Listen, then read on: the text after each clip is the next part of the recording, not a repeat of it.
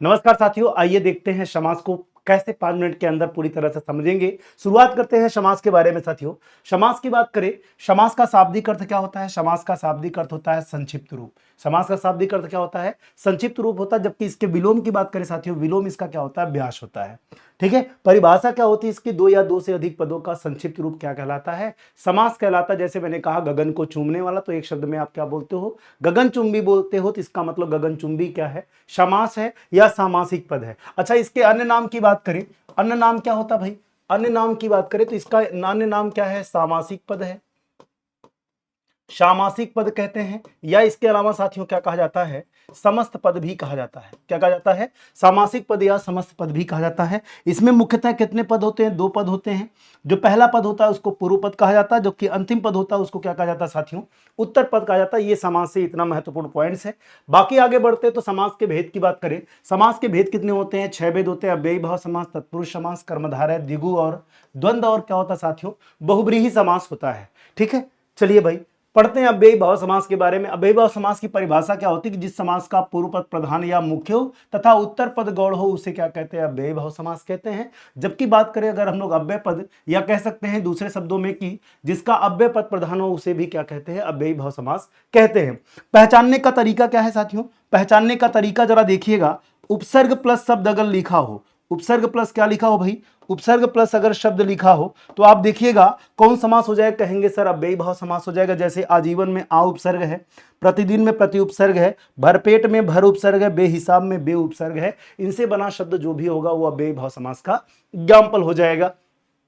अगर कोई अव्यय शब्द ही आ जाए, अगर कोई अव्यय शब्द आ जाए तो उसमें भी कौन समास हो जाएगा? अव्ययी भाव समास होगा। जैसे यथाशक्ति है, सरासर है, फटाफट है, भली भांति है, ध्यानपूर्वक है। जितने भी शब्द हैं सबके सब अव्यय हैं और इनमें कौन समास हो जाएगा? कहेंगे सर अव्ययी भाव समास होगा। द्विरुक्ति शब्द की बात करें, द्विरुक्ति का मतलब एक जैसे दो शब्द हैं, जैसे पल पल है, धीरे धीरे है, हाथों हाथ है, रातों रात है। इन सब में भी कौन समास होगा?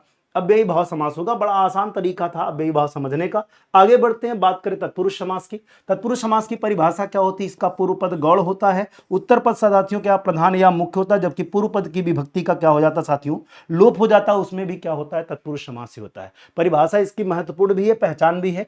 कारक के आधार पर भेद कितने होते हैं? तो कहते हैं सर 6 भेद होते हैं। कितने भेद होते हैं साथियों?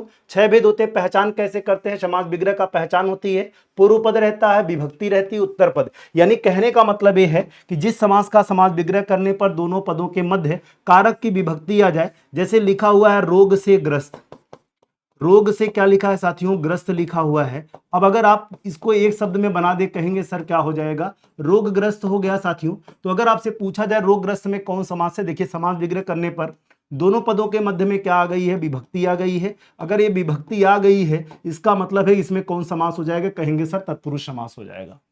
ठीक है, दोनों पदों के मध्य अगर किसी कारक की विभक्ति आएगी, समझ लीजिएगा समास विग्रह करने पर वो समास कौन सा होगा? तत्पुरुष समास हो जाएगा। ठीक, ये शानदार तरीका था। कर परिभाषा की बात करें अगर कर्मधारय समास की, जिस समास का उत्तर पद प्रधान होता है उसके साथ साथ उसमें विशेषण विशेष या उपमान उपमेय हो उसे कर्मधारय समास कहते हैं। इसको पहचानने का तरीका क्या है? सत है, सत परम अध, सत हो परम हो अधो, इनमें से कोई भी शब्द किसी शब्द के पहले आएगा तो उसमें हमेशा कर्मधारय समास होगा, गलत नहीं होगा। जैसे देखिए सज्जन में सत उपसर्ग है ना। आगे देखिए परम की बात करें, इसमें देखिए परम है, और अधमरा की बात करें तो अध है इसमें। इसका मतलब इन सब में कौन समास हो जाएगा? कर्मधारय समास हो जाएगा। ठीक है, आगे देखिएगा महा और रंग, अगर किसी शब्द के पहले महा या रंग शब्द आ जाए समझिएगा उसमें भी कर्मधारय समास होगा। जैसे महापुरुष है, ये भी है, महर्षि में महा उपसर्ग है, महात्मा में है। देखिए इधर पत्र के पहले क्या आया भैया? श्वेत आया, रंग शब्द है। उत्पल के पहले क्या आया? नीला आया, इसका मतलब ये भी रंग शब्द है। लेकिन अगर इसके साथियों अपवाद की बात करें, अगर इसमें अपवाद की बात करा जाए, इसमें अपवाद देखिएगा क्या है? अपवाद की बात करें साथियों, अपवाद में जैसे लिखा है महेश, महेश हो गया, है ना, महादेव हो गया, ठीक है, महेश्वर हो गया। इसके अलावा रंग की बात करें, रंग में जैसे नीलकंठ हो गया, है ना, नीलांबर हो गया।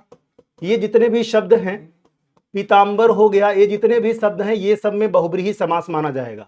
कौन समास माना जाएगा भाई? बहुब्रीहि समास माना जाएगा। ये अपवाद में है। ठीक है, आगे बढ़ते हैं। अगला देखिएगा विशेषण विशेष। विशेषण विशेष को कैसे पहचानते हैं? उसका आसान तरीका क्या है साथियों?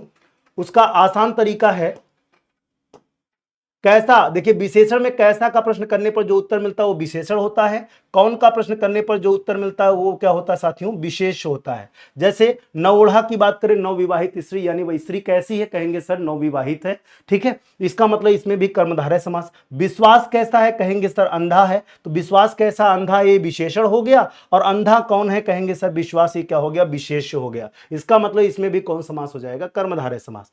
उपमान की बात करें, उपमान में हमेशा प्रकृति के शब्द होते हैं। इसके अलावा साथियों उपमेय की बात करें, इसमें शरीर से संबंधित शब्द होते हैं। जैसे चरण कमल की बात करें तो कमल यहां पे क्या हो जाएगा, उपमान हो जाएगा, प्रकृति का है, और चरण किससे संबंधित है, शरीर से संबंधित है, ये क्या हो जाएगा साथियों, उपमेय हो जाएगा। क्या हो जाएगा, उपमेय हो जाएगा। इसका मतलब इसमें भी कर्मधारय, वज्रदेह में भी ऐसे ही होगा, मृग नयन में भी कौन समास हो जाएगा, कहेंगे सर कर्मधारय समास होगा। आसान एकदम तरीका, इसका प्रयोग करेंगे तो आपसे बिल्कुल गलत नहीं होगा।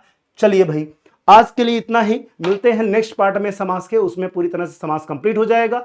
नमस्कार, टेक केयर, बाय बाय, मस्त रहिए। कैसी लगी वीडियो कमेंट सेक्शन में कमेंट करके जरूर बताइएगा। धन्यवाद।